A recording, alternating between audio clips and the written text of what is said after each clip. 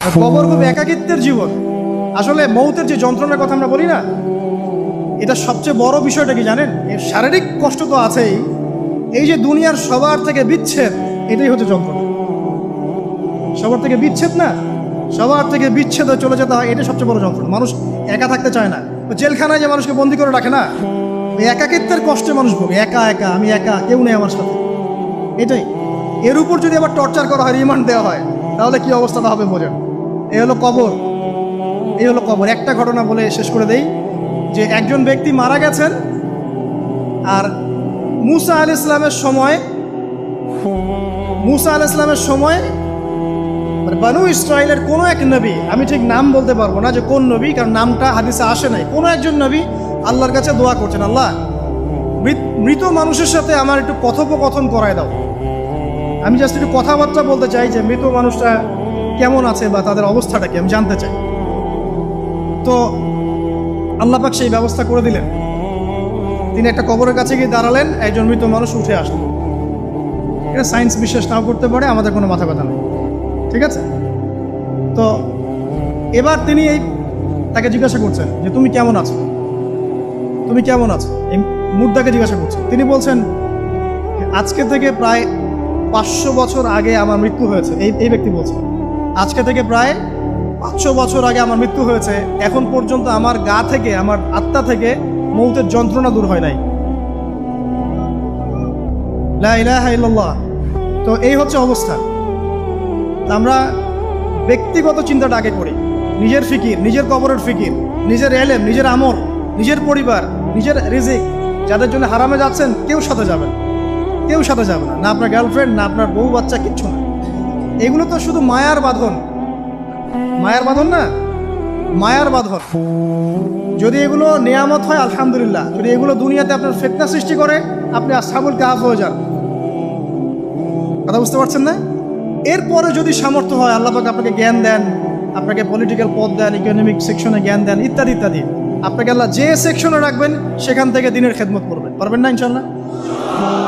Doctor হয়েছেন, রোগীদের ফিস কমায় দেন, ট্রিটমেন্ট ইজি করে দেন। হ্যাঁ, ডক্টর হন, একজন ভালো ডক্টর হন, কসাই হন। ইঞ্জিনিয়ার হন, একজন সৎ ইঞ্জিনিয়ার হন, চোর হন। আপনি যেখানে থাকবেন সেখান থেকেই আপনি খেদমত করতে পারবেন। সবাইকে আলেম হতে হবে জরুরি না, সবাইকে দায়ী হতে হবে জরুরি না, এবং সবাই এটা হতেও পারবে না। এভাবে জাতি গঠন হয় না। আগে বলছি, বিভিন্ন সেকশনে মানুষ আমাদের লাগবে, এবং প্রত্যেকটা সেকশনেই তাওহীদপন্থী ইমানদার মানুষ লাগবে।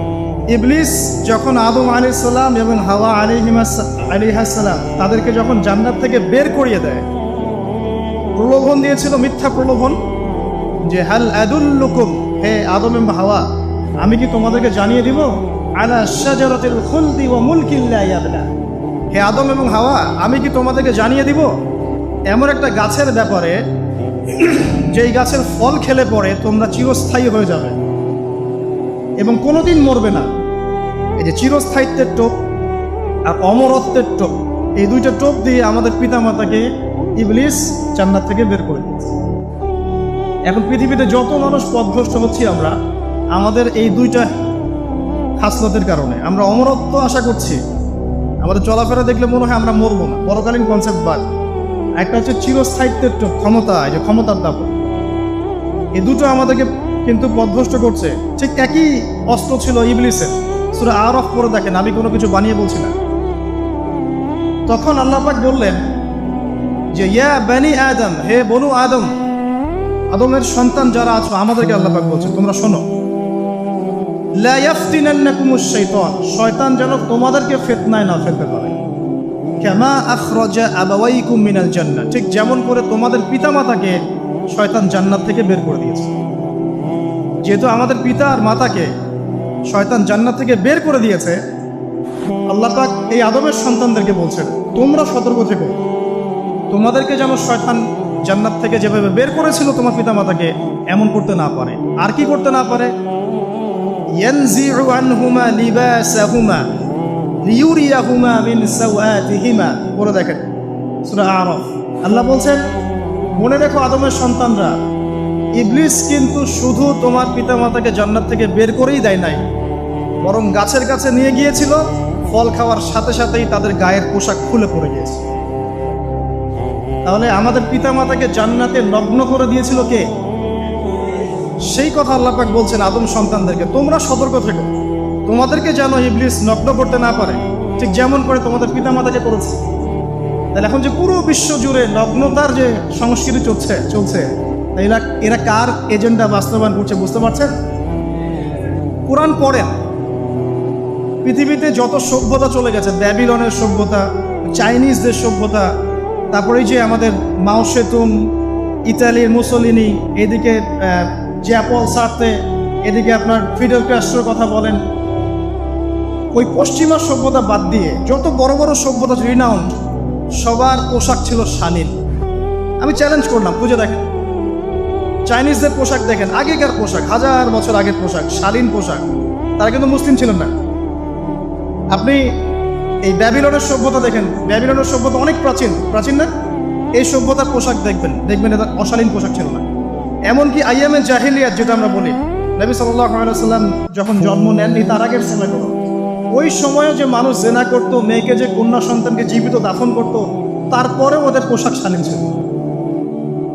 হঠাৎ করে বিশ্বে একটা সভ্যতা আসলো পশ্চিম থেকে, তারা বললো যে পোশাক শর্ট হতে হতে হতে হতে এক পর্যায়ে বিকিনি পরে করা শুরু, এবং এখন ওরা সারা বিশ্বে ওটা ছড়িয়ে দিচ্ছে, আমরা সবাই ওটাকে গ্রহণ করছি। আমরা বলছি 1000 বছরের সময়।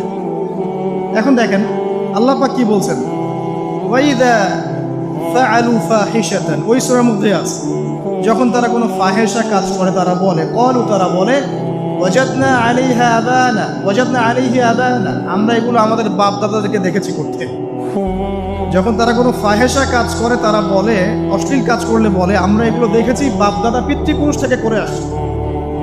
আল্লাহু আমারানা বিহা, আল্লাহ আমাদেরকে আদেশ করেছে। আল্লাহ বলছেন কুল ইন্নাল্লাহা লা ইয়া'মুরু বিল ফাহশা, আল্লাহ পাক কখনো অশ্লীল কাজের আদেশ করতে পারেন না। আচ্ছা, কুলুনা আল্লাহি মা লা তা'লামুন, তোমরা কি আল্লাহ সম্পর্কে এমন কথা বলছো যে কথা তোমরা জানো না? আল্লাহ কিসের আদেশ করেন? আল্লাহ বলছেন কুল আমারা রাব্বি বিল কিসত, নবী বলে দিন আল্লাহ পাক আদেশ করেন ন্যায় বিচারের আদেশ করেন। ওয়া আকিমু ওয়ুজুহাকুম ইনদা কুল্লি মসজিদ, এবং প্রত্যেক নামাজের ওয়াক্তে নিজের চেহারাটাকে একনিষ্ঠভাবে আল্লাহর দিকে ফেরাবে, এই আদেশ আল্লাহ পাক করেন। ওয়া আকিমু ওয়ুজুহাকুম ইনদা কুল্লি মসজিদ ওয়াদউহু মুখলিসিনা লাহুদ্দিন, এবং একনিষ্ঠভাবে তোমরা আল্লাহকে ডাকবে, দোয়া করবে, এই আদেশ আল্লাহ পাক করেন। আল্লাহ পাক কি অশ্লীল কাজের আদেশ করতে পারেন? ইতিহাস পড়ে দেখেন, আমি নিজে হিস্ট্রির ছাত্র, আপনি পড়ে দেখবেন, পুরো ঐতিহাসিক পটভূমি পড়ে দেখবেন, মানুষ এই ঊনবিংশ শতাব্দী আসার আগে এত অশ্লীল ছিল না। এখনকার বিশ্বে যত সমস্যা চলছে, কয়েকটা বলি, রিবা বা সুদ, জেনা বা উন্মুক্ত যৌনাচার, তারপরে বেপরদামি অশ্লীলতা, 4 নাম্বার আপনার মাদক, ঠিক আছে, 5 যে বড় মহামারী পর্নোগ্রাফি, যত বড় বড় মেজর সমস্যাগুলো চলছে যেগুলো ইয়াং জেনারেশনকে ধ্বংস করে দিচ্ছে, এগুলোর ম্যাক্সিমাম এসেছে কিন্তু পশ্চিম থেকে। খেয়াল করে দেখবেন, এগুলো কিন্তু বাংলাদেশ থেকে আসে নাই, আসছে ভারত থেকে আসছে, পাকিস্তান থেকে আসছে, সাবকন্টিনেন্ট থেকে আসে নাই, এগুলো দেখবেন একটা নির্দিষ্ট জায়গা থেকে আসছে। তো এই কারণে আমাদের সতর্ক দৃষ্টি রাখতে হবে যে বস্তুবাদী উন্নয়ন সব কিছু নয়। হ্যাঁ, আমরা জিডিপি বাড়ালাম, ইন্ডাস্ট্রিজ গড়লাম, মঙ্গলে চলে গেলাম, চাঁদে গেলাম, ওকে ফাইন, এগুলোর কেউ বিরোধিতা করবে না, এটা ভালো, নেশনকে এগিয়ে নিতে হবে, এটাই এডুকেট তারা এবং এডুকেটেই করতে হবে, কিন্তু নৈতিকতার বিসর্জন দিয়ে নয়। নৈতিকতার বিসর্জন দিয়ে ধর্ম থেকে দূরে চলে এসে নাস্তিকতায় বিশ্বাসী হয়ে আল্লাহকে বাদ দিয়ে, রাসূলকে বাদ দিয়ে এই বস্তুবাদী উন্নয়ন আমাদের পরকালকে বাঁচাতে পারবে না। পরকালকে বাঁচিয়ে রেখে আমার দুনিয়াবি উন্নয়ন করতে হবে, এবং দুনিয়ার উন্নয়নটা অবশ্যই জরুরি। সারা বিশ্ব যখন এগিয়ে যাচ্ছে, আমরা কেন পিছিয়ে থাকবো? আমি তো এটাও বলি যে এটা অনেক মাদ্রাসার লাইনে যারা আছেন তারা আমার সাথে একটু বিরোধিতা করেন এই বিষয়ে, কিন্তু আমি নিজেই বলি যে সিলেবাসের মধ্যে পরিবর্তন নিয়ে আসার চেষ্টা করতে হবে। শুধুমাত্র এককেন্দ্রিক শিক্ষায় কেন শিক্ষিত হব? এই যুগে চলার জন্য যে উপকারী জ্ঞানগুলো দরকার সেগুলো শিখতে হবে আমাদেরকে। আমাদের আইসিটির জ্ঞানের দরকার আছে, আমাদের ইংরেজির জ্ঞানের দরকার আছে, ম্যাথামেটিক্স দরকার আছে, সায়েন্সের দরকার আছে, আমাদের তথ্য প্রযুক্তি জানতে হবে, অর্থনীতির জ্ঞানের দরকার আছে, পলিটিক্যাল সায়েন্সের দরকার আছে, জিও পলিটিক্স দরকার আছে। এগুলো বাদ দিয়ে শুধু যদি আমি মুখস্থ করে যাই, এই জ্ঞানটা আমার কি কাজে দেবে আমাকে? এই কথাটা অনেকে নেগেটিভলি নেয়, কিন্তু আমি আসলে তাদের ব্যাপারে তাদের সাথে তর্ক করতে চাই না। আমি আমার কনসেপ্ট লালন করি, আমি এতটুকুই বলছি। এবং যারা শিক্ষিত মহল আছেন, বুদ্ধিজীবী মহল আছেন, যারা দেশ সম্পর্কে ভাবেন, যাদের নিয়ে ভাবেন, উম্মাহ নিয়ে ভাবেন, তারা কিন্তু আমার সাথে একমত হবে ইনশাআল্লাহ যে আমরা কিন্তু এই জায়গাটাতে পিছিয়ে পড়তেছি।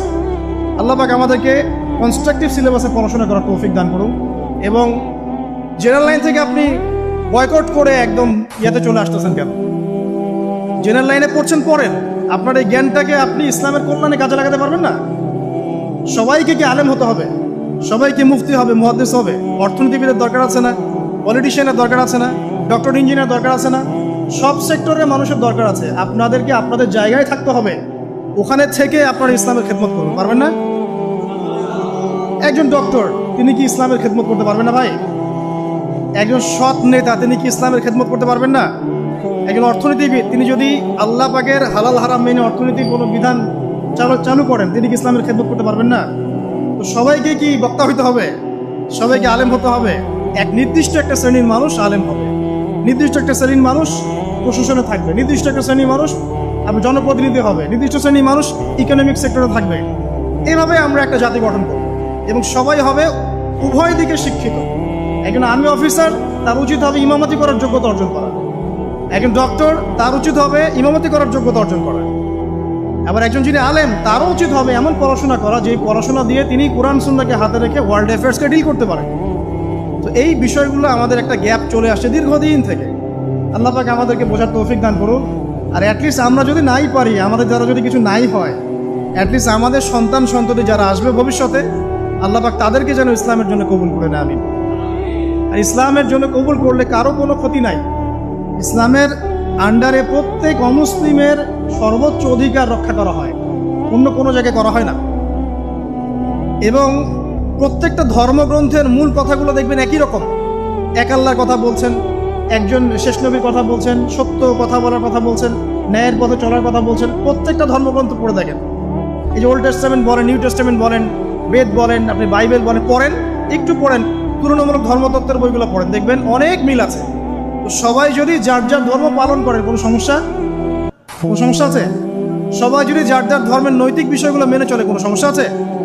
এই সহজ সরল কথাগুলো আমরা জনগণকে বোঝাতে ব্যর্থ হচ্ছি। এই সুযোগ নিয়ে এক শ্রেণীর মানুষ এক দলকে আরেক দলের বিরুদ্ধে লাগিয়ে দিচ্ছে, স্বার্থ খুঁজে, নিজের স্বার্থে, দুনিয়ার স্বার্থে, এবং ওই যে বললাম একটা সভ্যতার কথা, ওদের স্বার্থে শান্তিপূর্ণ একটা জনসমষ্টির মাঝে ফাসাদ লাগিয়ে দিচ্ছে উদ্দেশ্যপ্রণীতভাবে কিছু মানুষ।